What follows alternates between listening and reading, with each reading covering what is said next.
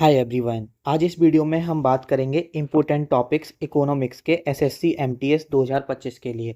देखो, इकोनॉमिक्स एक ऐसा सब्जेक्ट है जिसको बहुत सारे बच्चे इग्नोर करते हैं, बट जहाँ पर अगर आप एसएससी एमटीएस 2025 की तैयारी कर रहे हो, जहाँ पर आपका सिलेक्शन जीके और इंग्लिश के बेसिस पे होना है, वहाँ पर इकोनॉमिक्स पढ़ना बहुत ज़्यादा ज़रूरी है। और इकोनॉमिक्स में कौन कौन से इंपॉर्टेंट टॉपिक हैं जो आपको पढ़ने चाहिए, वो मैं इस वीडियो में आपको बता दूंगा। और यहाँ पर मैं टॉपिक वाइज वेटेज भी बता दूंगा कि किस टॉपिक से लगभग कितने क्वेश्चन आपके बनने के चांसेस रहते हैं। और ये जो मैं इंपॉर्टेंट टॉपिक बताऊंगा वो ऐसे ही नहीं बता रहा हूँगा। मैंने लास्ट जो एसएससी एमटीएस 2024 का एग्जाम हुआ है, लास्ट 67 शिफ्ट को एनालिसिस किया है और किस टॉपिक से कितने सवाल पूछे गए हैं उसके थ्रू मैं आपको बताऊंगा, जिससे कि एक आपको रफ आइडिया मिल पाएगा कि कौन सा टॉपिक कितना ज़्यादा इंपॉर्टेंट है। और ये हम एनालिसिस वीडियो बना रहे हैं। मैं स्टैटिक जीके के इंपॉर्टेंट टॉपिक बता चुका हूँ, हिस्ट्री के बता चुका हूँ, पॉलिटी के बता चुका हूँ, ज्योग्राफी के बता चुका हूँ। आप जाके चैनल पर प्लेलिस्ट बनी हुई है SSC MTS important topic analysis series करके, वहाँ पर जाके चेकआउट कर सकते हो। ये हमारी 6th वीडियो है, ठीक है। और एक और चीज़ बता देता हूँ, अगर आप एसएससी एमटीएस 2025 की तैयारी कर रहे हो तो आप व्हाट्सएप चैनल ज्वाइन कर सकते हो। व्हाट्सएप चैनल पर हम डेली टारगेट देते हैं एसएससी एमटीएस 2025 के लिए। जो डेली टारगेट पहले पेड था, अब बिल्कुल आप फ्रीली एक्सेस कर सकते हो। डेली टारगेट में आपको क्या क्या करना है वो एक दिन पहले ही भेज दिया जाता है, जिससे कि आप वो डेली टारगेट कंप्लीट कर पाओ। अगर आप डेली डेली टारगेट फॉलो करते हो अपने एग्जाम तक, तो डेफिनेटली आपका सिलेक्शन 100% होने के चांसेस रहेंगे। 100% ना बोलकर 99% तो आपके चांसेस रहेंगे, क्योंकि 1% तो कुछ भी हो सकता है। लिंक नीचे डिस्क्रिप्शन में है। अगर आप एसएससी एमटीएस 2025 की तैयारी कर रहे हैं तो ज़रूर उसे ज्वाइन कर लीजिए। एसएससी एमटीएस 2025 से रिलेटेड सारी इन्फॉर्मेशन भी वहाँ पर मैं आपको शेयर करता हूँ। तो चलिए, अब हम सबसे पहले अपने इम्पोर्टेंट टॉपिक के बारे में यहाँ पर डिस्कस कर लेते हैं। अब देखो, इम्पोर्टेंट टॉपिक मैंने यहाँ पर ये एक्सेल सीट बनाई है जहाँ पर हमने ये एनालिसिस किया है। अब देखो, यहाँ पर एनालिसिस देख लेते हैं। अगर यहाँ पर हम देखते हैं सबसे ज़्यादा किस टॉपिक से सबसे ज़्यादा सवाल बने हैं, तो आपका बजट टॉपिक से सबसे ज़्यादा सवाल बने।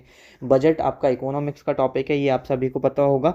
यहाँ पर आपके बजट से 19 सवाल बने हैं। अगर देखो, यहाँ पर आप क्वेश्चंस मत देखो, क्योंकि आपके कितने क्वेश्चंस बने वो यहाँ पर मैटर नहीं करता। ये टॉपिक कितने परसेंट वेटेज रखता है वो मैटर करता है। तो ये लगभग 18% अकेला टॉपिक है जो ये वेटेज आपका वेटेज रखता है, ठीक है। उसके बाद अगर हम बात करें, इसके बाद सेकंड मोस्ट इंपॉर्टेंट टॉपिक है वो है आपका माइक्रो फाइनेंस। अब यहाँ लेकिन एक चीज़ यहाँ पर ध्यान रखना कि ये जो आपका बजट वाला टॉपिक है ना, इसमें करंट अफेयर के भी सवाल हैं। और देखो, एक चीज़ ध्यान रखना, आपका 2024 में पेपर हुआ था, ठीक है, सितंबर में आपका पेपर शुरू हुआ था। लेकिन यहाँ पर आपका जो बजट है, आप देखो 2024 वाला भी बजट हो गया था। देखो, करंट अफेयर के जो सवाल बनेंगे वो लेटेस्ट बजट से बनेंगे।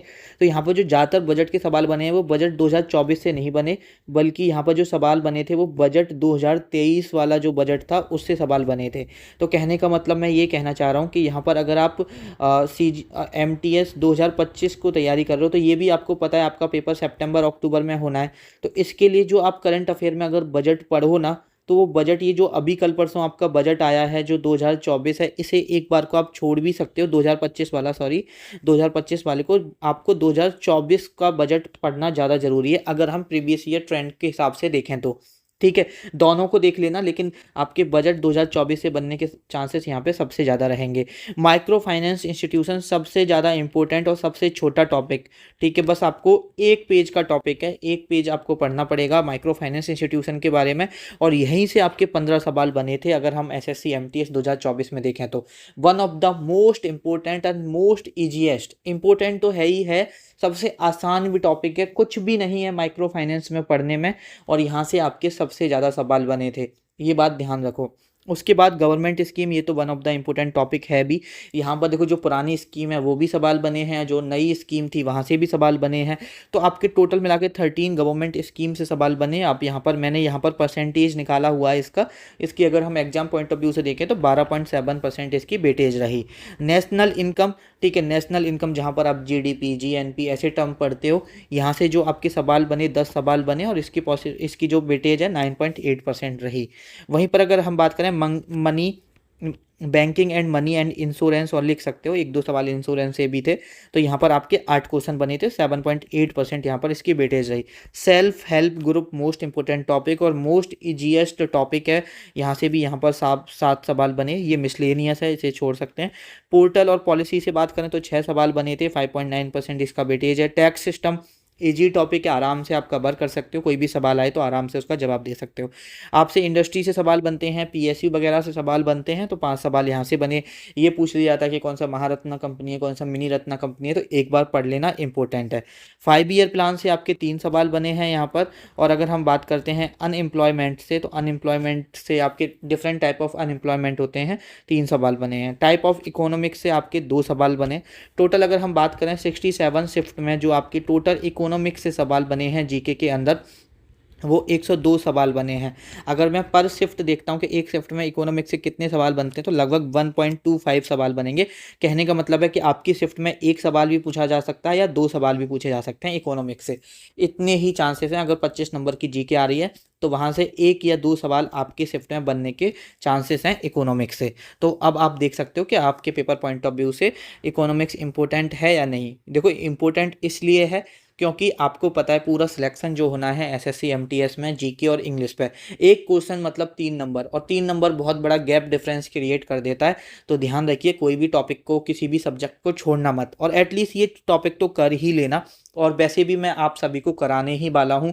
एक एक कंप्लीट लेक्चर्स में मैं कंप्लीट लेक्चर कराऊंगा इकोनॉमिक्स का। एक लेक्चर में हम कंप्लीट इकोनॉमिक्स कवर करेंगे, लेकिन उसमें अभी टाइम लगेगा।